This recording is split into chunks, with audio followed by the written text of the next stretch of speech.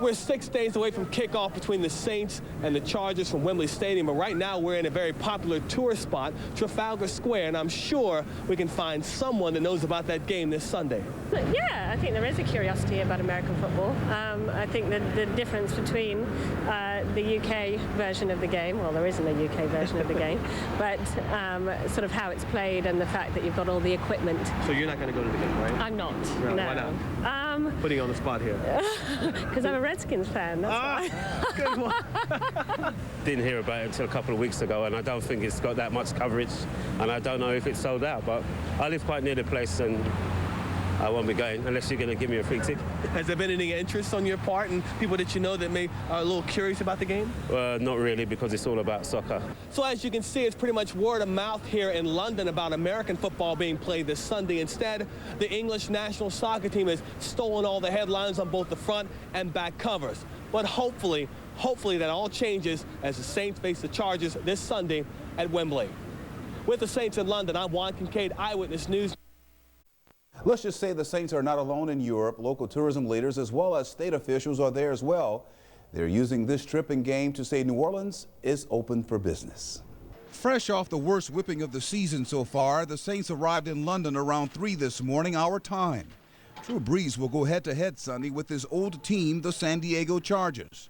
A game some say should have been played in the Dome. So it's not going to be an easy stretch for the team themselves, but for the marketing side of it, as painful as it is to give up a home game, it's a fantastic opportunity for us. Again, because of all the hoopla and showcasing of the city that's come for the last month leading up to the game and the game itself. Mary Beth Romick says the tourism industry here is excited about this trip. She says it allows local and state officials to tell their counterparts New Orleans is open for business.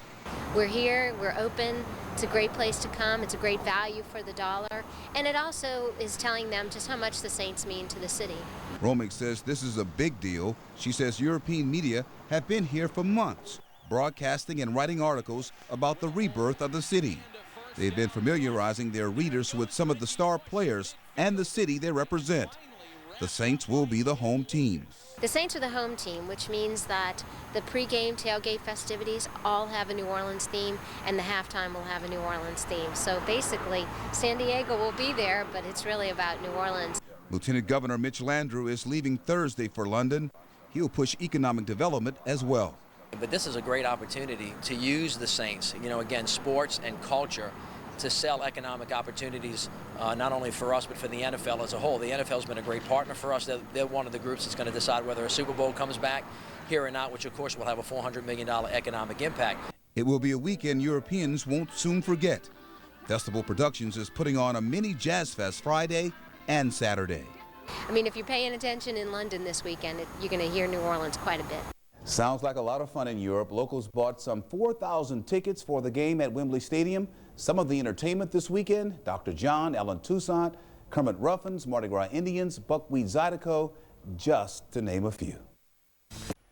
Shockey did make the trip to London. No word yet if he'll play this Sunday against the Chargers at Wembley Stadium. The Saints arrived in the UK 3 a.m. New Orleans time this morning after a long plane ride across the pond.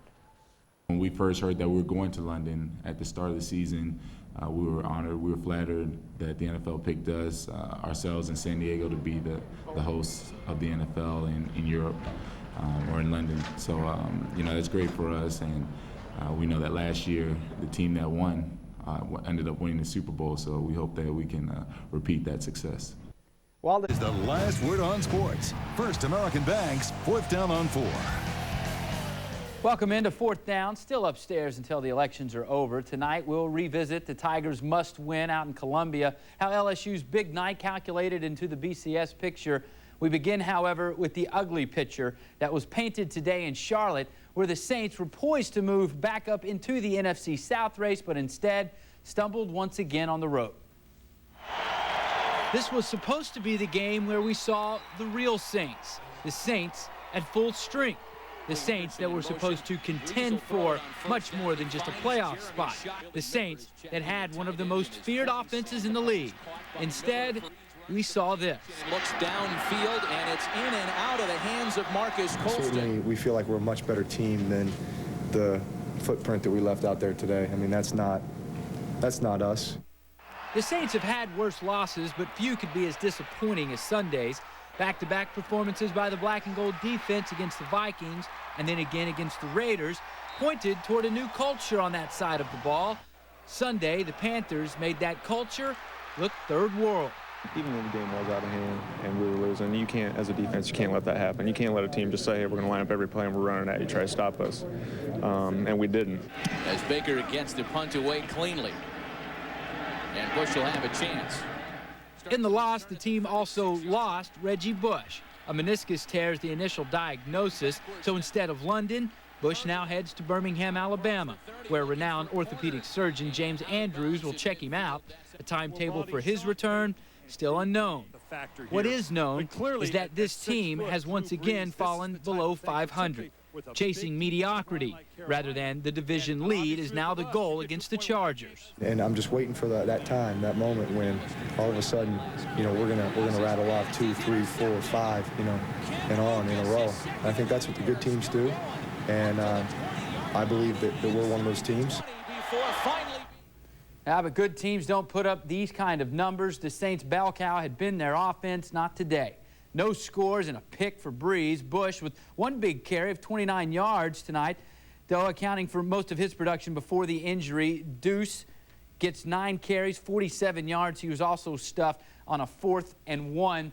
Injuries not causing the only casualties today. According to reports, punter Steve Weatherford was cut shortly after the game this afternoon. Weatherford averaging 43.7 yards per punt this season. He did, however, have a poor day this afternoon.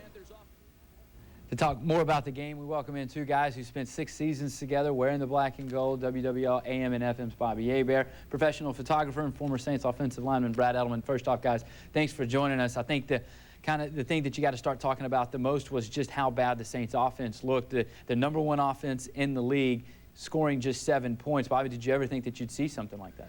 Well, I thought I seen it because I said it in pregame. You know, we do a pregame show that something has to give. Carolina was the #3 overall defense, and they were #2 against the pass. Well, you definitely seen why they were so good against the pass so far at the beginning of the season.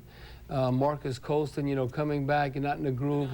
He dropped possibly a couple of passes for first downs, and Kenton Lucas really ate his lunch. If you look at those matchups, Julius Peppers, Jamal Brown struggling with him as far as, you know, blocking him. So yeah, overall, I mean, I'm trying to pick, like, you know, I'll do the post game, the point after players of the game. Yeah, you couldn't pick out that many. There was one guy, Devery Henderson.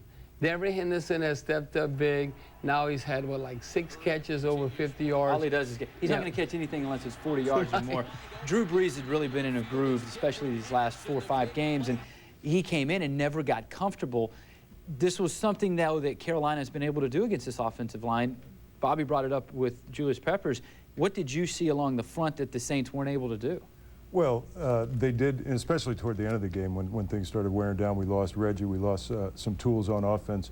They did put pressure on Drew. And reminiscent of the Washington game, I don't think they hit us as hard early with blitzes and packages like Washington did, but Washington really made a mess of the Saints early on by putting pressure on Brees. And the thing that we've talked about before is not only the pressure, but the fact that a lot of these guys get their hands up at the line of scrimmage. And he had 2 or 3 more batted down passes. That really came back. That was an issue I remember 2 years ago, and was almost made a non-issue last year, and then it really creeped up. It was kind of like that old drunk uncle that keeps showing up. It really crept up after it had been around, after it had been gone for so long. Well, if you look at, and Brad will know this, blocking defensive line, they don't beat you on that initial move, and they got those long paws out there. Sometimes they're, you know, taught to stay on the defensive line, watch the quarterback's eyes, and get up, you know, that big paw, bad pass down.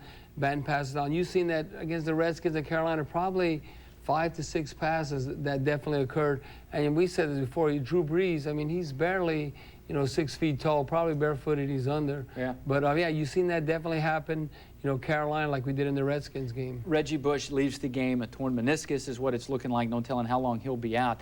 How does this affect the Saints offense without a guy who was really I think arguably having his best season as a professional right now. Oh, there's no doubt about that. And not only on special teams, where we came up a little bit short today as well, but on the offense, you know, it's a big weapon when you get Reggie out in the flat. And that's a big tool of ours. Get a little distance between him and the defense. And as you saw in the first few series today, he made things happen. And he's picking up those 5 and 6 yards there, and he's always a deep threat. Deuce gets 20 carries, 25 carries a game now? Deuce has to be the workhorse, and, you know, kind of like, you know, what's the latest on Reggie Bush? We've heard now, you know, you hear online stuff, 3 to 4 weeks, possible 6 weeks. So best case scenario, you know, he's not even going to England. You know, he's going to Birmingham, see Dr. Andrews, get that analyzed. You have the open date. Best case scenario would be at Atlanta, but I don't think that's realistic going to happen. I think we're looking at more when we play the Chiefs at Kansas City, or maybe not until the Monday night game when the Packers come. So yeah, that's a big weapon. So utilizing you know, the running game, you got to have some balance. So I could see now Deuce, you know, being a major part where he's getting those 20 carries. Because you know, an interesting stat, I said this also, you know, in the pregame. When Drew Brees, as great as he is, you know, when they throw the ball 40 times or more under Coach Payton, you know what their record is? 2-13. And also so you got to have that balance where you're getting that at least 30 rushes, 32, 33 to balance between the run and the pass. That's how you truly win games consistently. It's also going to affect the punt game as well. When we come back, we're going to talk more with these two guys about the guys that made their comebacks. Marcus Colston, Jeremy Shockey, not exactly what the Saints wanted. Stay with us. You're watching Fourth Down. Much more with Bobby and Brad after the break. Plus, 2 of the Saints' offensive playmakers returned, but didn't show much in their returns. And in crunch time, LSU made the plays against the game.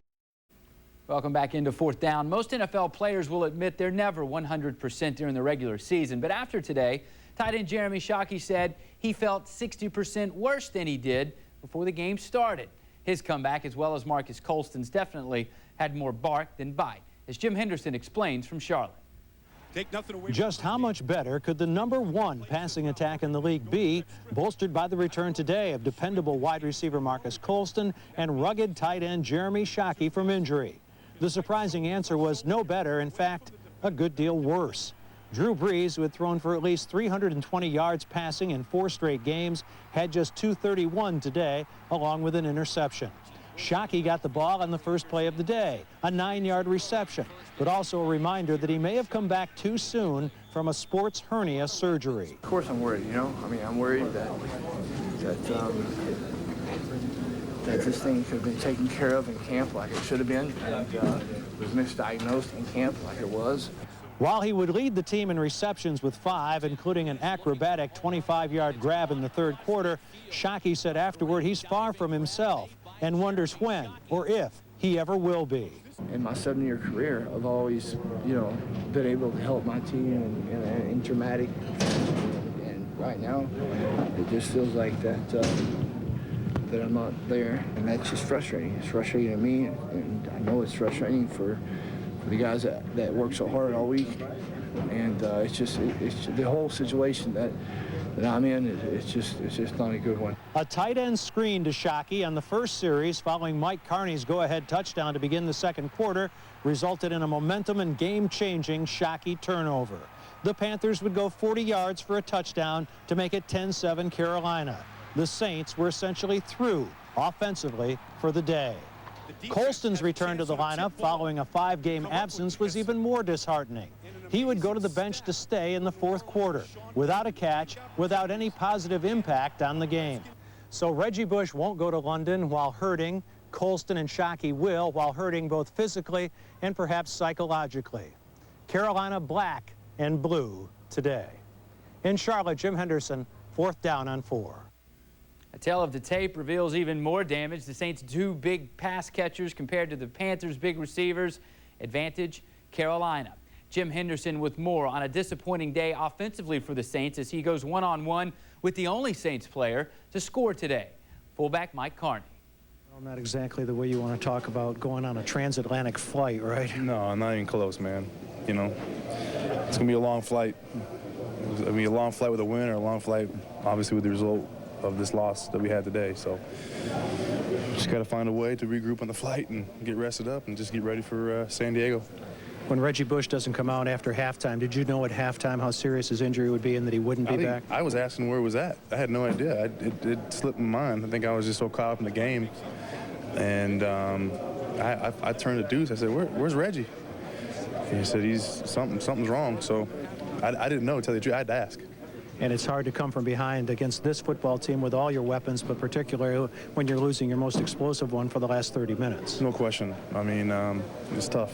You know, it becomes a little bit more, I don't want to say easier from a scheme standpoint defensively, but, you know, they can kind of tell, hey, look, you know, 25 out, this is what they can only do, you know, with what we got. So it makes it tough, but we still had a chance. We still had a chance. We just can't turn the ball over and misexecute at times, and you know, it is what it is. When you went up on your touchdown 7-3, it looked like you had the momentum in that game, and then the tight end screen to Jeremy when the fumble took place, it looked like you lost the momentum there and never got it back, Mike. Yeah, it was tough. You know, I think going up there 7-3, like you said, it definitely made them. I thought, you know, floodgates were going to open after that, but you just can't turn the ball over, no matter who it is. It can happen to any one of us, but you just can't turn it over. You know, we're a tough team to stop when we don't turn the ball over. And they get 14 points off it. Did you think anybody could hold you guys down to 7 points? No, not even. No. I mean, I'd rather not score and us score 50 than me score and us only score 7 and lose. So I was not anticipating that today at all. Thanks very much. You're welcome. That's Mike Carney. Really supposed to be when the team got healthy. We're joined again by Bobby Hebert and Brad Edelman. We were supposed to see this offense clicking on all cylinders, and man, we went in the other direction. We saw as bad as it's been. And do you think that they tried to bring Colston and Shockey back too soon? I think obviously they weren't ready. Well, whether they're ready or not, you won't know that until you get them back on the field to some degree. You can tell as much as possible in practice, but until they hit the field, you don't know. I think it speaks to, though, a rhythm, and you can speak more to this, being a quarterback. When Colston hadn't played since the first game of the season, now he's back. You may have some reps with him. It was kind of like the rhythm when Lance Moore and Drew Brees had when Colston was gone. And we got into this 3-game rhythm with the receivers, and now you mix up you put new personalities in again. You've got Shockey in and you've got Colston, and obviously I think the splint on Colston's hand is got to be. It had to affect him. He dropped every pass that was thrown to him. No, there was 2 catches. I know that, you know what, he sustained drives on first downs. Come on, Colston makes that catch. He was not able to hold on. So, I mean, 0 catches in a game, Marcus Colston. I mean, come on, give me a break. And then you see Jeremy Shockey, first play of the game, he says, man, I felt something new in my leg happen. And he really went off after the game and said something kind of interesting. Next time I know, this is Shockey after the game, when I get hurt, I'll get 3 or 4 opinions besides just the team's. He really feels like the team misdiagnosed this injury. It could have been taken care of in training camp. Is this going to become an issue if Shockey can't come back and wants to play the blame game with the Saints training staff? Well, first of all, and we talked about today's game. I think every player and the teams would probably welcome additional 2 or 3 opinions. different opinions. Right, because there's such an investment in the guys today. The one thing you got to avoid, and we certainly hope that Shockey will avoid, is creating a distraction to the team with any comments like that. I think he's done a great job thus far, and I'm sure he and Coach Payton had talk early in training camp. They want to keep everything below the radar in terms of distractions to this ball club. So hopefully what he said today doesn't manifest itself. And you know, looking at Shockey, come on. When he caught that screen, his sports hernia, that didn't cause him to fumble. He said he only heard half the play. He said he only heard half the play in the huddle. Well, half the play, I mean, that's communication, nothing to do with your sports hernia. I mean, no, he had the ball in his hands. Just hold on to it. No, Julius Pepper, you know, the old Ricky Jackson, the tomahawk chop came down and he fumbled. No, don't make excuses. The whole thing is, get 3 or 4 opinions. Come on, you're a high-priced player. I mean, today, in today's game, unlike when Brad and I was playing, you know, when you talk to the team physician and the trainers, doctors, no, we have our own doctors. You don't need to talk to anybody, you know, around the country. But this day and age, even Drew Brees, you know, whether it's Deuce, they go, you know, they're not going to their local surgeon, orthopedic surgeon. They're going to see Dr. Andrews in Alabama. So to use that as an excuse, I mean, that's a bunch of bull. It'll be interesting. It'll definitely be something that we keep an eye on. We've got one more segment with these 2 guys. We preview the matchup overseas in London at Wembley Stadium against the Chargers when we come back. You're watching 4th Down.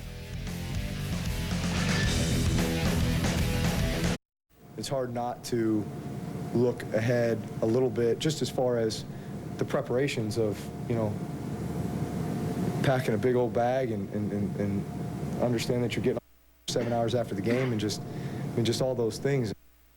One more go-around with our panel here. Professional photographer, former Saints offensive lineman Brad Edelman, Cajun Cannon Bobby Hebert, WWL AM and FM. Let's look ahead to this game next Sunday. And boy, what a long plane ride for the Saints, by the way, anyway. But Chargers, also 3-4, also coming off a loss. This game, which was supposed to be a pretty big marquee game, has turned into a must-win for both teams, though, right? Oh, without a doubt, a must-win. And I think even for the Saints to get back in the playoff picture before the open date, hopefully I thought they'd be like 5-3, but now it looks like at best 4-4. But you know what? I'm always looking at the glass half full instead of half empty. And I know the explosiveness they have on this team, if they take care of the ball, I mean, they usually win. And when you have Drew Brees, you always have a chance. If somehow you come away with a win at England against the Chargers, and then build that momentum. Save the season? No, save the season. I mean, I think it's a must-win. They cannot afford to lose. And then you have to beat Atlanta at Atlanta. I don't care how well Atlanta's playing. You got to win the game. Then you got the Chiefs. Then all of a sudden you win 3 games. Then the Who Dat Nation, all of a sudden come Monday night in Green Bay. They're feeling pretty good. You're on a 3-game winning streak. But I think this game against San Diego is a must-win. And you have to win 3 or 4 games in a row some point during the season. It's exactly. All the good teams do. Yeah, the thing is you can't win 2 games, lose 1 because they're too far behind. What's the main key over there across the pond? LaDainian Tomlinson, Phillip Rivers, Antonio Gates. What do they have to do? Do they have to stop them? Do they have to outscore them? Well, obviously we have to stop LaDainian Tomlinson. I mean, we're going to have to get a little. I think our defense. I saw beginning with Minnesota, our defense starting to gel a little bit. We had new faces, personalities. 4th, 5th, 6th game of the season, it started to come together. The defensive line, I think Brian Young and Clancy have done a great job, but we're not too deep there. We don't get to rotate those guys as much as we'd like to now because we're missing Lake and Ellis. So I think there's going to be a big push, obviously, to stop that run, and we've got to get some pressure on the other side of the ball as well. We need some pressure from. Where is Will Smith and Charles Grant? Exactly. Where is Will Smith and Charles Grant? Will Smith having 2 tackles in a game. You got all the money invested in Will Smith and Charles Grant. You know who made the plays at defensive end this game? He was like 3rd in tackles. Bobby McCray had 6 tackles. Up and down the line of scrimmage. Yes. Tackled well on the run. No, it's like here's Bobby McCray. We think of him more as a pass rusher. All of a sudden he's playing, you know, pretty good against the run. No. I had said this at the start of the year. Drew Brees, Will Smith, Charles Grant. Now, Drew Brees has stepped up to the plate and played great. Those guys, for this team to excel, the money invested in them, they can't just play good. They have to play great.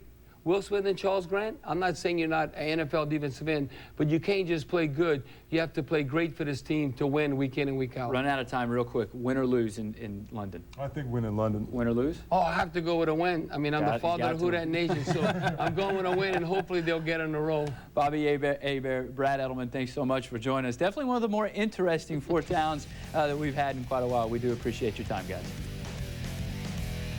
Still to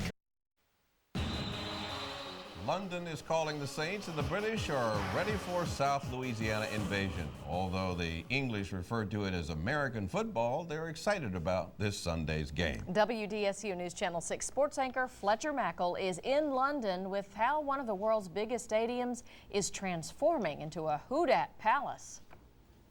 Hello from Wembley Stadium in London, England. In just 1 second, we're going to take you behind the scenes of this famed arena, which, by the way, is the most expensive stadium ever built. But first, we wanted to find out if fans here in the United Kingdom really care about American rules football. Are they passionate about the Saints-Chargers game that's going to be played right here on Sunday? There is a very large hardcore of people that are very, very interested in the NFL.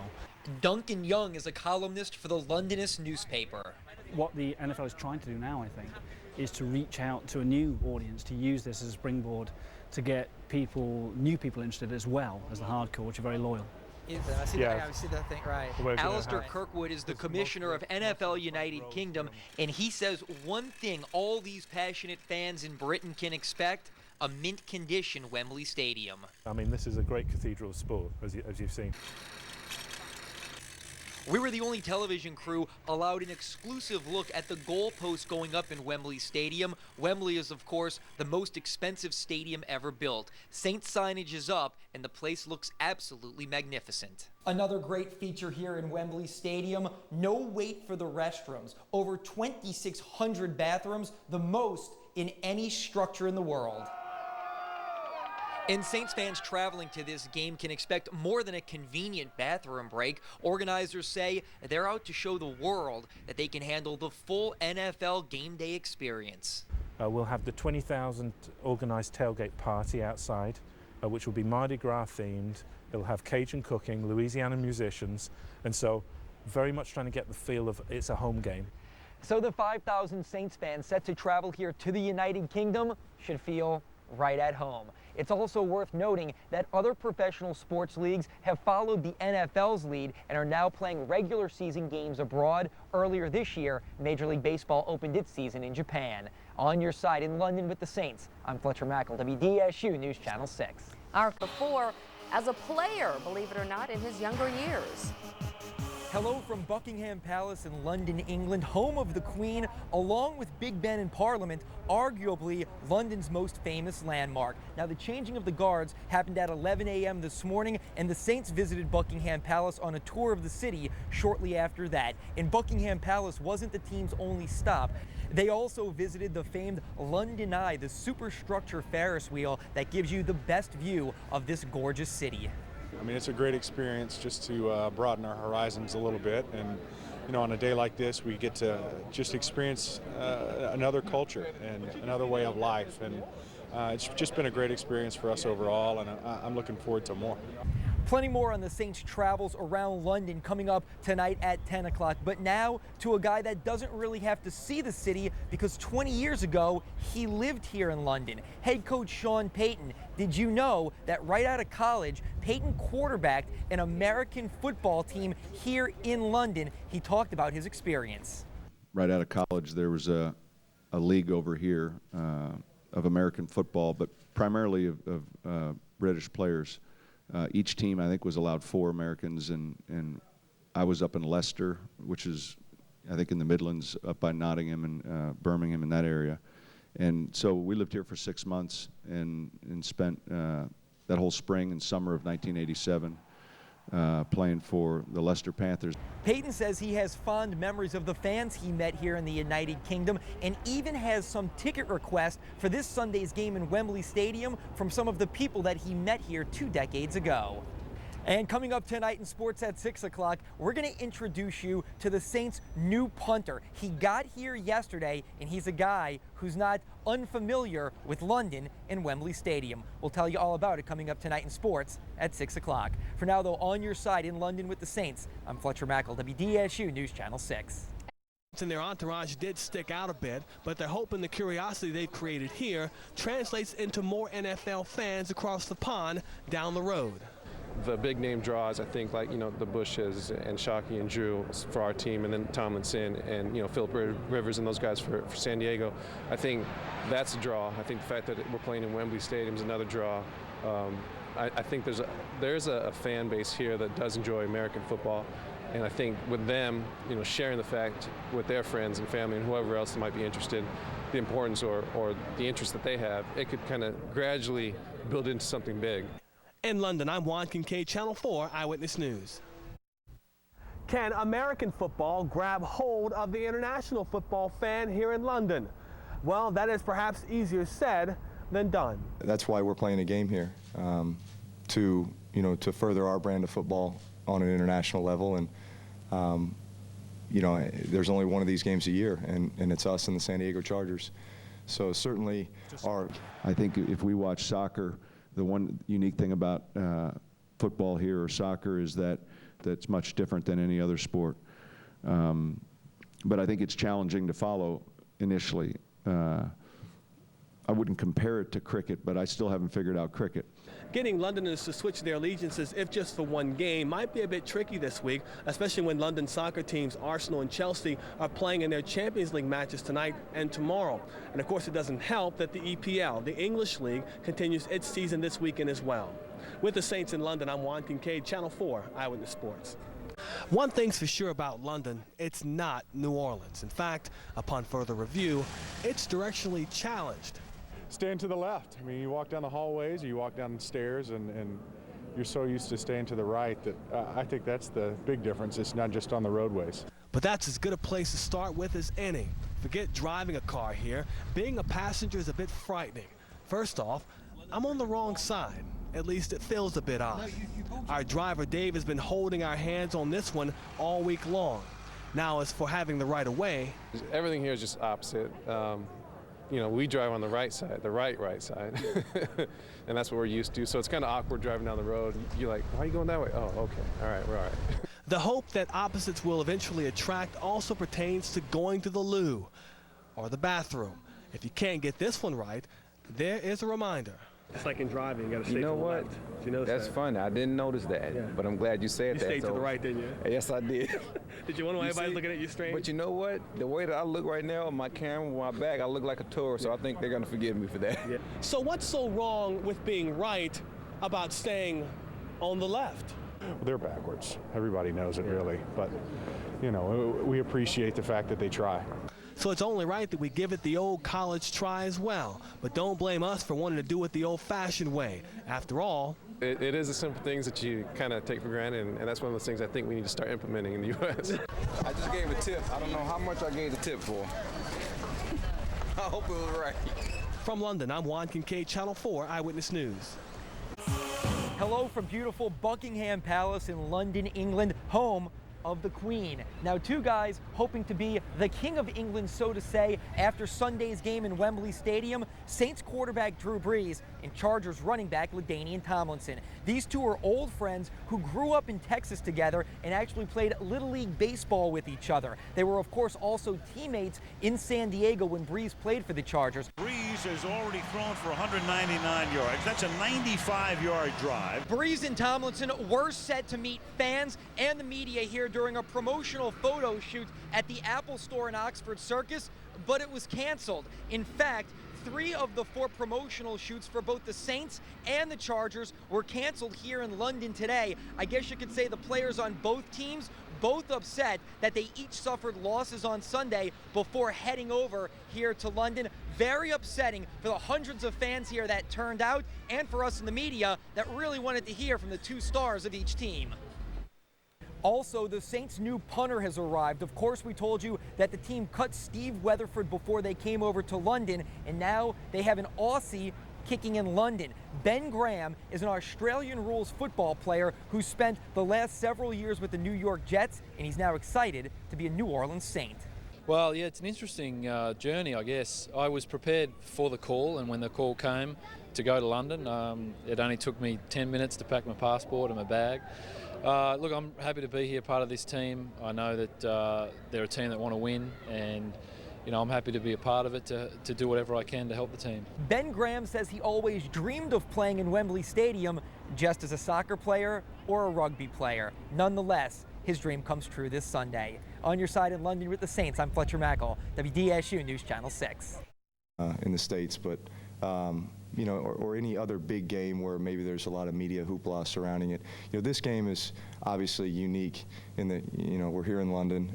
There's only one of these games a year, and I think just a big reason for this game is for us to come over here and show our brand of football and hope that we can I guess gain some fan base, you know, around the world. Brees said the good thing about the quick turnaround of this trip, it didn't give him or his teammates that much time to reflect on how badly they played on Sunday against Carolina. With the Saints in London, I'm Juan Kincaid, Channel 4 Eyewitness Sports.